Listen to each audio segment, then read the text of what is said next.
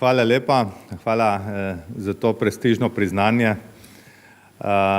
Tako majhnemu podjetju, če lahko rečem, mi smo sicer zdaj spadamo med srednje podjetje, ampak dejansko s temi 7 milijoni se ne moremo primerjati po velikosti, pa tudi po številu zaposlenih s kakšnimi drugimi nagrajenci iz prejšnjih let.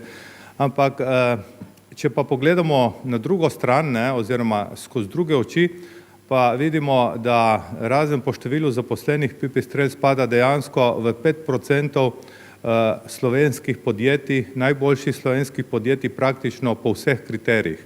Od izvoza do izvoza na zaposlenega, do dodane vrednosti, nenazadnje po povprečni plači, po dobičku in tako naprej. In potem se vprašamo, da mogoče je pa res nekaj na tem, ko Evropa pravi, da se je treba fokusirati na mala in srednja podjetja, ker še imajo potencial, da lahko zrastejo in potem seveda, da se lahko tudi druga podjetja navežejo na njih. Ko sem lansko leto prejel to priznanje za najinovativnejše podjetje v Evropski uniji, sem si rekel, če eno tako podjetje s 70 zaposlenimi res predstavlja eno tako zgodbo, pol je treba na tem graditi. In ko sem prišel domov in sem svojim sodelavcem povedal, kako v Evropi razumejo taka majhna podjetja, so me mogoče malo čudno gledali. Ker veste, v našem podjetju, to, kar je gospod Prašnikar povedal, mi dejansko živimo svojo pravljico. In smo tako kot eno majhno seme nekje v eni zemlji, ki lahko to pravljico živi še leta. A veste, mi smo srečni, mi delamo svoj produkt, nimamo, ne vem, raznih pritiskov, nimamo norme, si vzamemo lahko kavo, kadar si hočemo, delovno mesto si lahko zrihtamo tako, kot hočemo in tisti produkt, ki ga naredimo, je potem naša igračka. Kam hočete lepše. Ampak seveda podjetje, ki ima tak potencial, je pa potencial za svojo okolico in pa predvsem za državo.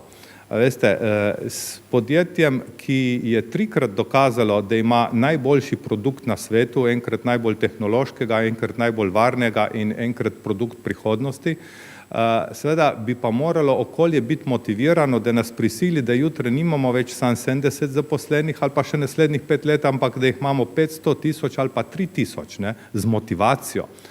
In tukaj se seveda začne druga zgodba, da bi taki potenciali, kjer ni samo Pipistrel v Sloveniji, sigurno, lahko delovali v podjetniškem okolju, ki jih motivira, da rastejo. In tista rast je seveda končni cilj dobrih malih podjetij.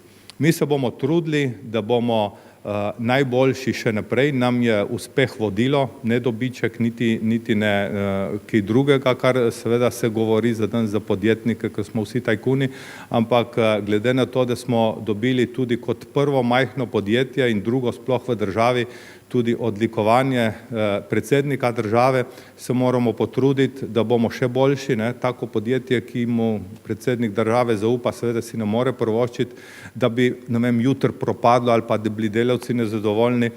Zato podpiram tudi take iniciative, da podpiramo podjetništvo oziroma tisti zdrav duh v podjetništvu, da bomo lahko podjetništvu vrnili tisto tudi vrlino, ki jo je zadnje čase malo izgubilo. Hvala, ker tudi taka nagrada dosti pomeni vsem nam podjetnikom. Hvala.